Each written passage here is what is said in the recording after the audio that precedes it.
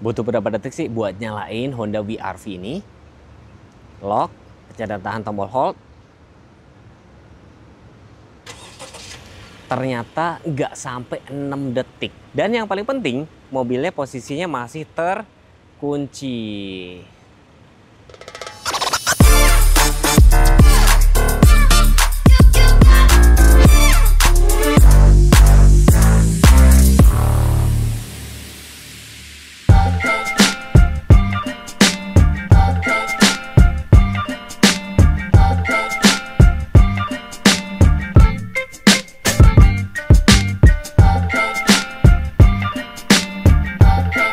Untungnya BBM yang dianjurkan tuh 90 nih RON-nya. Nggak kebayang kalau dianjurkan harus pakai Pertamax, harus deg-degan. Ternyata yang dipakai itu malah bensin oplosan. Yang katanya bukan oplosan, Dit. Itu katanya adalah blending gitu. Jadi blunder banget. Blending sama oplosan emang beda ya? Nah, yaudah daripada kita ngomongin Pertamax, mendingan kita bahas Honda WR-V lagi ya kan. Kenapa mobil ini masih patut dipertimbangkan? Ya karena mungkin mesin yang sama dipakai sama Honda BR-V sama Honda HR-V. Dan sekarang ibaratnya kalau dipakai mobil sekompak ini, kira-kira nyaman nggak ya? Nanti gue bakal bahas kelemahan sekaligus kelebihan dari si Honda WR-V ini. Di bulan Januari memang kalah sama Toyota Raiza, tapi sepanjang 2024 itu dia nomor 1. Nggak tahu nanti di tahun 2025 ini gimana. Lawan-lawangan cukup banyak, apalagi kemarin kedatangan sama Chery Tiggo Cross ya. Gue bakal bahas kelemahan dan kelebihan dari mobil ini. Atau mungkin kalian yang sudah pakai Honda WR-V ini boleh dong komen pemakaiannya gimana, irit apa enggak, kuat nanjak apa enggak, CVT-nya halus apa enggak. Komen di kolom komentar ya. Pajak SNG sekitar 3.600.000, tapi ini yang VinCode 2022 ya teman-teman ya. Kuncinya seperti ini. Tombol lock, unlock, ini hold untuk starter mesin yang tadi saya sudah praktekin di awal. Jadi dia cuma butuh sekitar 5 detikan kayak gitu loh. 5 detik lebih sedikit ya. Dan nanti kalian dapat 2, ini tentunya sudah immobilizer. Dan kalau pentingnya tuh mobil ini adalah pada saat, saya mau kasih praktek dulu nih. Pada saat kita kantongin, saya pegang handle-nya, dia langsung ngebuka ya kan. Terus orang-orang yang pelupa kayak gue gini, dari dalam bawa kunci tentunya menjauh, nanti dia akan otomatis langsung mengunci tuh, ya kan? Keren kan? Dan beberapa mobil-mobil sekarang belakangan itu sudah mulai pada ikut-ikutan. Karena menurut gue fitur ini penting banget buat siapa? Buat orang-orang yang pelupa ya. Tapi kalau kalian nggak suka, misalkan mau dimatiin juga bisa banget. Looks dari tampak depan mobil ini sudah dilengkapi dengan Honda Sensing tuh di kaca atas. Terus looksnya deh teman-teman. Ini sudah family desainnya memang Honda banget. Grillnya di sini ada aksen-aksen chrome, ada emblem RS. Terus lampunya sudah LED, termasuk fog lampnya juga. Jadi kalau tampak depan mobil ini masalah ganteng apa enggak tuh memang selera, tapi memang selera masyarakat Indonesia kayak gini. Tapi kayaknya kunci mobil laku di Indonesia tuh memang harus SUV gitu loh. Kita lihat mesinnya langsung, tuh saya pegang handle-nya dia langsung ngebuka. Mesin yang sama dipakai sama Honda WR-V sama HR-V, ya kan. 1500 cc, tenaganya sekitar 121 PS, terusnya sekitar 145. Jadi bayangin mobil sekompak ini mesinnya bertenaga banget. Memang CVT ya, plus minus CVT itu jadinya lebih halus. Cuman memang ada kayak stigma kalau mobil CVT itu nggak kuat nanjak. Makanya saya mengundang teman-teman yang nonton video ini mungkin sudah pakai, boleh sharing. Sudah dapat peredam mesin juga. Terus kayak rem ABS, EBD itu juga sudah ada. Air intake cukup tinggi. Ya itu tadi, kalau mobil bentuk-bentuk SUV itu kalian kalau misalkan berpetualang kemanapun juga nggak worry gitu loh. Ya kan, layout mesinnya seperti ini.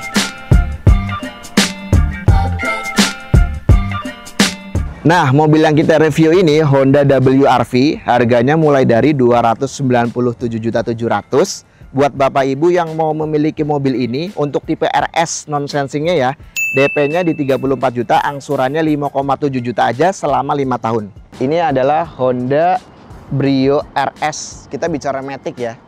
Bapak Ibu yang mau memiliki Honda Brio RS ini mulai dari 5 jutaan aja, angsurannya di 6,5. Ada juga kami untuk promo DP 10% aja, dan ada juga promo bunga 0% untuk tenor 6 bulan atau 1 tahun. Itu udah include asuransi 1 tahun ya. Yang kedua, kami juga ada promo kredit tanpa angsuran, yang mana bayar DP 50%, sisanya bayar 50% lagi di tahun depan, dan itu juga udah include asuransi all risk 1 tahun. Nah, buat Bapak Ibu yang mau melakukan pemesanan seperti servis, booking, klaim asuransi, atau bahkan langsung mau pesen mobilnya, hubungi Arif di 0821 1202 2479. Buat Bapak Ibu yang mau datang langsung juga boleh bertemu dengan Arif di Honda Prana Sawangan. Terima kasih. Ya kalau kita ngomongin kelebihan, oke, berarti kan dia tenaganya gede nih di teman-temannya ya, tenaganya gede. Kelemahannya kita bahas ya. CVT itu ibaratnya banyak banget kayak stigma, katanya nggak kuat nanjak. Makanya saya mengundang teman-teman, apakah iya? Tapi saya percaya adalah tergantung skill dari si drivernya sih. Terus Honda Sensing-nya sayangnya tuh dia belum dilengkapi dengan blind spot monitoring. Tapi memang dia ada Honda Lane Watch. Tapi menurut gua adalah kalau ada blind spot monitoring itu lebih enak. Jadi baik penumpang kanan kiri, bahkan kayak rear cross traffic alert juga dia belum ada sih gitu. Tapi gue pribadi fitur ADAS itu memang belum tentu gue pakai. Kayak kemarin gue habis trip ke Bali kan, itu nggak semuanya gue pakai karena cukup mengganggu. Kayak misalkan dia sering kayak balikin setir itu tuh gue pribadi nggak suka. Tapi kalau cruise controlnya ini ada, gue juga suka untuk cruise controlnya. Apalagi dia ini sudah adaptif, itu kepake banget. 4060 2485 wheelbase-nya dan layout tampak samping kayak gini udah ala-ala mobil SUV, side cladding bahan dom, velgnya machining silver, hitam. Bannya dapatnya Bridgestone, profilnya 215 55 ring 17. Tapi kalau ban, teman-teman nanti tanya sama salesnya karena beberapa tuh pabrikan punya kayak 2 atau 3 vendor. Jadi bannya bisa ngacak. Set skirtnya juga bahan dom. Jadi SUV banget. Ada set body molding, ini dibikin kayak 2 warna, hitam, ada lampu sen, sewarna body, ada smart entry juga. Seperti biasa, kita tes ya, kita lihat. Jadi untuk sisi luar, tuh hampir 30 cm ya, untuk sini side skirtnya, titik terluar. Tapi di dalam memang ada titik yang lebih rendah. Tapi setidaknya teman-teman tahu, di bagian luar sini tuh setinggi apa. Biar ada gambaran ya. Terus di sini juga sudah dikasih, hampir jatuh, sudah dikasih stiker dop. Di sebelah sini ada roof rail juga. Nah ini roof railnya menurut saya kayak ini aksesoris doang teman-teman ya. Dia kayak nggak kokoh ya, tapi nanti teman-teman bisa tektokan sama Mas Arif. Mas ini bisa dikasih kayak roof rack gitu nggak? Bisa berfungsi apa nggak? Dan yang unik sama kayak Honda HR-V juga, untuk buka pintu samping juga dari sini. Tuh dari sini. Jadi looks dari tampak samping mobil ini memang terkesannya tuh kecil, tapi nanti lihat di bagian dalam. Lapang banget loh. Lebarnya sekitar 1780, tingginya sekitar 1608, antenanya sudah shark fin, ada spoiler head mount stop lamp. Defogger kok nggak dikasih ya? Ya udah kita masukin daftar kelemahan ya. Meskipun defogger belakang gue sendiri mobilku jarang pakai, gue lebih butuh tuh defogger depan. Wiper ada, perlampuan sudah LED. Dan ini sekilas mirip sama Honda BR-V sih memang. Ada emblem WR-V, RS, parkir sensor ada, dan memang kalau mobil-mobil SUV itu dibikin kayak gini ya teman-teman. Jadi perpadu nih kayak bahan dop kayak gini, ban serep dia letaknya ada di dalam, muffler letaknya sebelah kanan, dan sudah ada smart entry, bisa dibuka dari sini teman-teman. Tuh bagasinya cukup gede, dan di sini ada tempat ban serepnya teman-teman tuh. Dia tuh masih kaleng, dia masih kaleng, tapi bagasinya cukup gede nih. Biar teman-teman ada gambaran segede apa sih bagasinya tuh, kita ukur ya. Tuh kelihatan nggak ya? Bagasi lebarnya sekitar 78 cm teman-teman. Untuk lebarnya, ini lebar dong ya, bener ya, sekitar hampir 78 cm. Jadi sekitar hampir 100 cm. Nah, jadi kalian bisa ukur tuh koper. Saya lagi bawa koper, nanti kalau ada footage saya taruh deh. Dan tingginya ini hampir sekitar 85 cm. Dan yang saya suka, tahu nggak apa? Warna interior ini hitam semua loh. Ini cakep. Di sini ada kayak hook kecil kayak gini. Dan kalau misalkan kalian butuh bagasi lebih, kalian bisa lipat baris keduanya, separuh kayak gini. Jadi memang terlihat dari luar tuh kayak imut banget, tapi pas di sini kabinnya tuh nanti berasa lega, sama ini bagasinya juga cukup gede. Tadinya gue pikir bakal ada defogger depan, rupanya di sini tidak ada defogger depan. Sebenarnya gue lebih butuh defogger depan dibanding defogger belakang, karena ya udah tuh kayak sering berbunyi. Udah ini mungkin gue masukin kelemahan ya. Tapi plusnya harus gue ceritain juga dong. Joknya udah kulit semua. Kayak di sini tuh kayak ada bahan fabric, tapi oke. Dia kebanyakan untuk jok kulitnya ada stitching warna merah, dan plafonnya itu dibikin hitam. Nah ini semakin cocok dengan mode-mode sport gitu kan, makanya dia emblem RS. Terus airbagnya juga ada sampai di pilar-pilar sini. Di jok juga ada. Berarti total ada 6 ya. 1, 2, 3, 4, 5, 6. Total ada 6 airbag. Lebih safety, kalian lebih tenang berkendara. Plusnya kayak misalkan dia sudah lengkapi dengan adaptive cruise control. Itu lebih kepake banget pada saat kalian perjalanan luar kota. Jadi kalau misalkan kadang-kadang kayak misalnya di tol Cipali ya, mobil depan itu kan kenceng, tiba-tiba ada pelan. Ini akan pelan sendiri. Jadi kalian bisa lepas gas gitu loh. Jadi kalian kakinya bisa istirahat. Terus kayak beberapa di sini sudah soft touch. Ini juga cukup elegan. Cuma memang di sini memang masih plastik-plastik biasa. Dan kalau teman-teman mungkin dari tadi salah fokus ya. Saya lagi connect untuk Apple CarPlay-nya. Nggak apa-apa deh pakai kabel. Sekaligus dia otomatis nge-charge. Jadi di sini mungkin kalian bisa lihat Maps, bisa dengerin Spotify. Kalian masih bisa dengan konsen untuk nyetir. Jarak kepala saya bisa bilang cukup oke. Dan ini kan posisi agak paling atas ya. Ini bisa diturunin. Oke, ini berarti paling rebahan. Dan posisi duduknya menurut saya ini sudah cukup enak. Karena kita bisa ngelihat kap mesinnya memang nggak kelihatan. Kelihatan sedikit gitu loh. Tapi kita bisa ngelihat jarak pandangnya cukup oke sih gitu loh. Dan di sini ada konsol, cuman sayangnya memang rem tangannya masih tarik manual. Meskipun saya nggak bisa bilang ini kelemahan ya, karena ada beberapa orang yang lebih suka untuk rem tangan sistem tarik kayak gini. Kabinnya kita tes ya. Suara soang, ayolah. Ada soangnya guys di sini. Oke, lagi nggak ada. Yaudah, nggak ada dia. Lagi kenyang mungkin. Kita dengerin suara speakernya.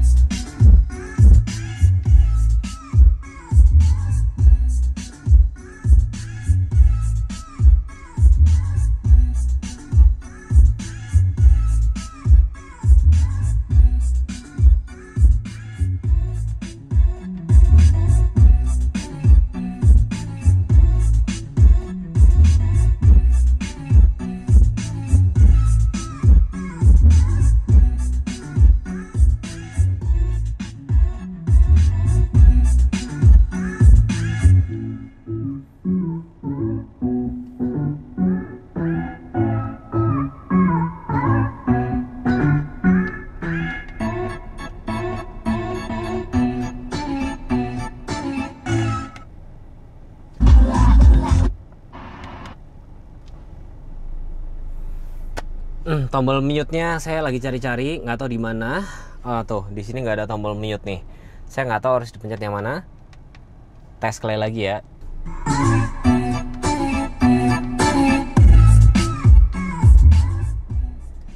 Iya, kok nggak ada tombol mute-nya ya? Biasanya kalau misalnya kita pencet dan tahan kayak gitu mungkin bisa, di sini nggak ada. Nah, agak disayangkan itu doang.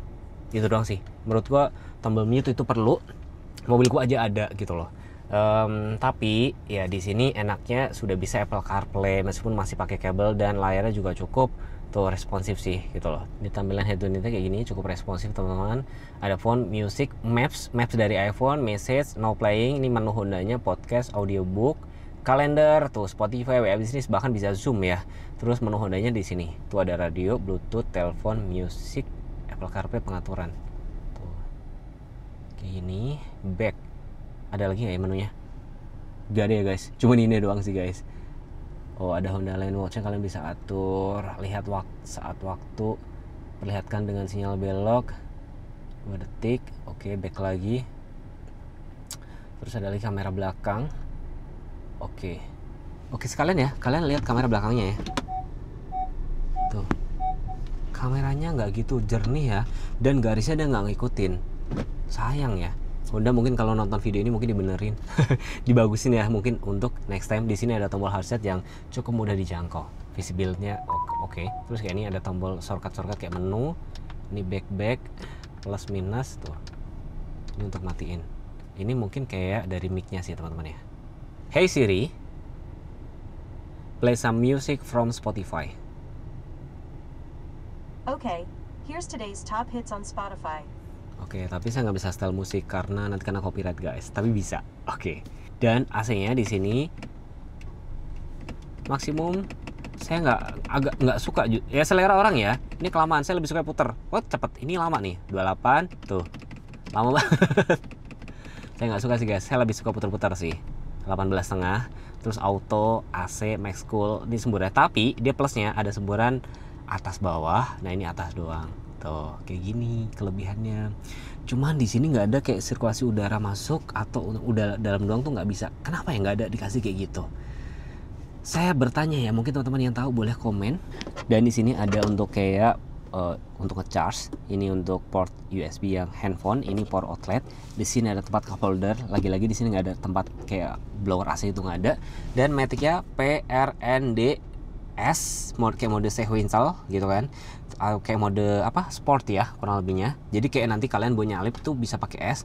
L tuh ibaratnya kalau Matic itu kayak gigi satu gitu loh guys, jadi kepake buat tanjakan maupun turunan. Kalau tanjakan itu dia torsinya lebih gede, nah kalau turunan dia nambah engine brake. Jadi kalau turunan saran gue jangan di D tapi di S kalau nggak L, jadi biar nambah engine brake. Terus ini apa mas gue, ini adalah shift lock kalau misalkan kalian mau parkir paralel, jadi bisa di tuh kayak gini, pencet P dulu dong, pindahin ke N kayak gitu pakai anak kuncinya. Terus di sini rem tangannya masih tarik manual. Saya nggak bisa bilang ini kelemahan karena ada beberapa yang suka ini. Jadi perawatannya juga lebih mudah. Dan kalau misalkan elektrik dia biasanya bersatu atau bersinergi dengan auto hold. Tentunya ini auto holdnya juga dia belum ada. Tapi kayak hill start assist dia sudah ada. Stereo udah kulit dan tadi saya sudah mention di awal dia belum dengan teleskopik, dia hanya tilt doang, sayang sekali. Terus di sini ada tombol untuk yang lane keeping assist-nya, cruise control-nya, dan sudah adaptif. Nah di sini kalian bisa atur kayak misalnya jaraknya tuh mau seberapa jauh nih. Ini kayak ini ada 4 step ya atau 4 level kan. Kalian bisa atur semakin 1 dia semakin dekat, 4 semakin panjang. Nah ini untuk kayak naikin turunin kecepatannya. Ini untuk pengaturan dari si MID-nya itu bisa diatur dari tombol sini. Ini banyak banget fiturnya, termasuk yang pengaturan auto walk away itu menurut gue menarik banget. Cocok buat gue yang pelupa. Nah ini kayak buat enter, airbag tentunya ada. Mau dengerin nggak klaksonnya? Oke. Nggak kayak tukang roti, kayak bener-bener sebelah ya, cukup oke. Dan di sini ada tombol-tombol untuk kayak volume, menunya buat geser-geser, ini kayak voice command, ngangkat telepon atau misalkan buat menolaknya kayak gitu. Dan di balik sini ada untuk tuas lampu, dia sudah otomatis. Ini wipernya belum otomatis. Dan di sebelah kanan di sini ada engine start yang ada aksen-aksen atau ambience ya, nyala merah gitu ya, menambah kesan sporty. Sebelah kanan sini ada untuk matiin yang fitur-fitur dari si Honda Sensing-nya. Sebelah kanan matiin traction control gitu. Nah di sini MID-nya cukup lengkap. Nah tuh ada semua di sini ya, customisasi display. Tuh kalian bisa rubah sesuai keinginan. Enter lagi.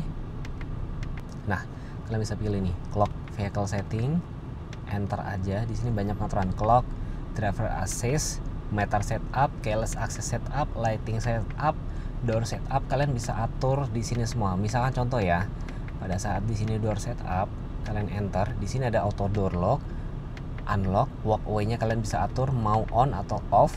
Saya bikin on, jadi kalau misalkan pada saat kita bawa kunci dan tinggalin mobil, dia otomatis langsung kunci. Ini menarik banget sih, yang belum banyak dimiliki dari brand-brand Jepang lainnya gitu. Terus back lagi. Nah di sini di bagian bawahnya tuh ada informasi suhu, informasi BBM, jam digital, sama kayak odometer, dia ada semua di sini. Nah, average-nya di sini 17 km per jam, average-nya 11,7 km per liter. Tapi kalau misalkan mau tes, next time aja ya guys. Dan untuk speedometer sama tachometer dia masih manual, masih pakai jarum-jarum. Dan di sini kecepatannya maksimum 180 ya. Hampir 90 cm bukan pintunya. Jadi teman-teman biar tahu kalau misalkan mau bawa barang tuh muat apa enggak gitu, biar ada gambaran kan. Sini ada bahannya masih fabric, ada tempat cup holder tuh. Jadi bisa buat pakai mobil keluarga juga ya. Ini warnanya agak grey-grey kayak gini, tapi ini plastik semua teman-teman, plastik. Di sini juga ada seat back pocket dan dengan wheelbase sekitar 2485. Kalian bisa lihat sendiri, nggak sempit-sempit banget, cukup lapang. Nih duduk kalau orangnya segede saya ini bisa buat 3 orang. Terus di sini sayangnya, tapi memang rata-rata ya mobil kecil memang nggak dikasih untuk armrest, tapi headrestnya ada 3. Jadi kemarin pernah ada yang nanya, Mas, coba dong rekomendasi mobil city car yang ada headrest 3. Berarti ini salah satu rekomendasinya. Ini juga udah kulit, tentunya sudah ada SOV, jadi cantolan baby car seat kayak gitu loh. Airbagnya tuh sampai segini, jadi kalian berkendara ini juga merasa lebih tenang, lebih nyaman. Ada hand grip juga. Lampu di sini itu masih halogen biasa. Nih, seat back pocket. Terus sini ada power outlet juga. Gak ada port USB sih, sini doang. Terus nih jaraknya cukup, kalian bisa lihat ya. Jadi mobil ini memang terlihat dari luar tuh kayak kecil, tapi pas dalam tuh cukup gede. Dan kalau kalian misalkan mau naruh barang-barang, ini bisa dilipat tuh separuh-separuh kayak gini. Cukup gede sih. Dan pribadi ya, gue pribadi memang mobil gue 3 baris, tapi gue biasa cuma pakai 2 baris, baris ketiga tuh biasa gue lipat. Jadi gimana teman-teman? Masih worth it gak beli Honda WRV di tahun 2025? Mendingan kalian, saran gue, cobain unitnya dulu sebelum beli.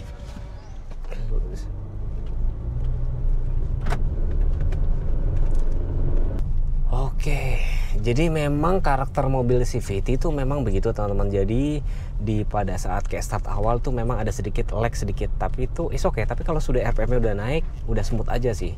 Jadi kayak misalkan kalian nggak bakal ngerasain kayak perpindahan giginya tuh cukup smooth. Oke, sekarang pakai mode S tuh kayak gimana sih? Oh, S tuh berarti kayak mode sport gitu kali ya. Tapi nafasnya cukup panjang juga sih RPM-nya. Tapi posisi duduknya di sini sih cukup tinggi, cukup nyaman. Kalau Brio tuh kan agak ke bawah banget ya teman-teman ya. Ini agak lebih tinggi. Nah, ini tadi pakai mode S. Sekarang saya coba kayak speed.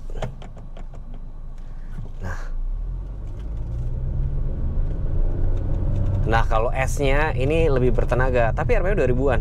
Ya berarti S itu kayak mode sportnya gitu loh. Karena bukan kayak misalkan kayak overdrive, ya bukan overdrive. Biasa kan dulu saya bilang, oh kalau ini overdrive bukan. S berarti kayak mode sportnya gitu.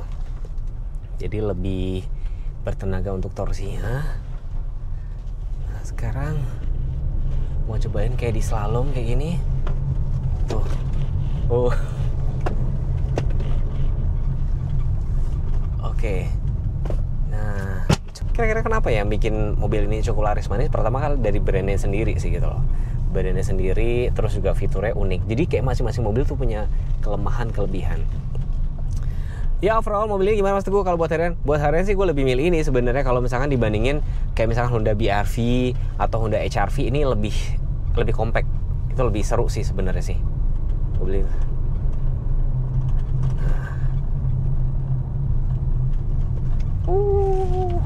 Remnya juga cukup smooth. Nah, tuh.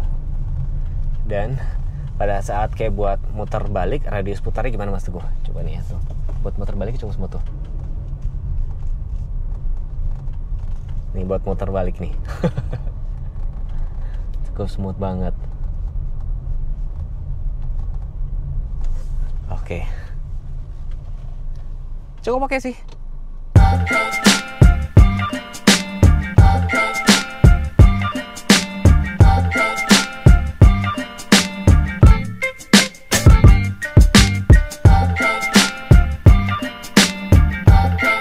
Mas Arif kasih alasan sama teman-teman kenapa harus memilih Honda BR-V dibandingin Toyota Raiza. Soalnya dia Januari kalah loh nomor 2 jadinya. Nomor 2 ya Mas, tapi nomor 2 itu kan gak jelek-jelek banget Mas. Iya lagi. Ya kan? Nah, tapi walaupun di Januari kita nomor 2 Mas, pada tahun 2024 kita tetap nomor 1 Mas. Oh ya? Jadi dalam 1 tahun kita tetap nomor 1. Oke. Nah, buat Bapak Ibu, kenapa sih harus beli WR-V? Satu, mobilnya compact, tapi kita pakai mesinnya BR-V Mas. Udah kebayang kan tenaganya sebesar apa? Jadi mobil kecil pakai mesin BR-V. Nah, buat Bapak Ibu yang mau pesan, mumpung promonya lagi bagus juga dan waktunya tepat, karena sebentar lagi kan Lebaran Mas. Yes. Jangan sampai pulang mudik nggak bawa STNK. Jadi masih kekejar nih waktunya buat Bapak Ibu yang mau proses dari sekarang supaya STNK-nya bisa kekejar sebelum Lebaran. Nah, buat Bapak Ibu yang mau tukar tambah juga bisa ya. Buat mau tukar tambah merek apa aja, tahun berapa aja. Yang penting mobilnya nggak bekas nabrak, nggak bekas banjir Mas. Kita terima. Dan keunggulan tukar tambah di sini, mobil lamanya kita bisa pakai dulu Mas sebelum mobil barunya datang. Oke. Nah, buat Bapak Ibu, kalau misalkan WR-V ini merasa kekecilan, kita masih ada opsi lain seperti BR-V, HR-V, dan CR-V. Tapi kalau misalkan mau budgetnya lebih minim lagi, kita ada Brio Mas, gitu. Yes. Jadi pesan saya cuma satu sih, kalau cari mobil itu pertama harus apa nih Mas? Pertama yang penting test drive dulu sih. Dan test drive ini Bapak Ibu bisa datang, terus bisa disamperin juga ke rumah atau ke kantor lah. Pokoknya langsung kontak aja, hubungin Arif di 0821 1202 2479. Ya, biar nggak beli kucing dalam karung. Betul. Karena kalau nanti saya Mas Arif ngomong bagus, nanti bilang, wah Mas Teguh jualan banget. Makanya saya selalu bilang sama teman-teman, datang, lihat unit, cobain, duduk baris pertama, kedua, kayak gitu ya. Jadi overall mobil ini bener ya, dibilang sama Mas Arif, mobilnya cukup compact, bentuknya SUV. SUV itu selalu laris di Indonesia ya. Laris Mas. Apalagi yang 3 barisnya Honda BR-V ya, itu saya selalu kalau bikin konten itu selalu rame ya. Nah, next pengen dibuatin video apa tinggal komen aja. Jangan lupa subscribe channel ini, jangan lupa follow Instagram kami juga. Dan terima kasih sudah menonton. Wassalamualaikum warahmatullahi wabarakatuh. Bye-bye.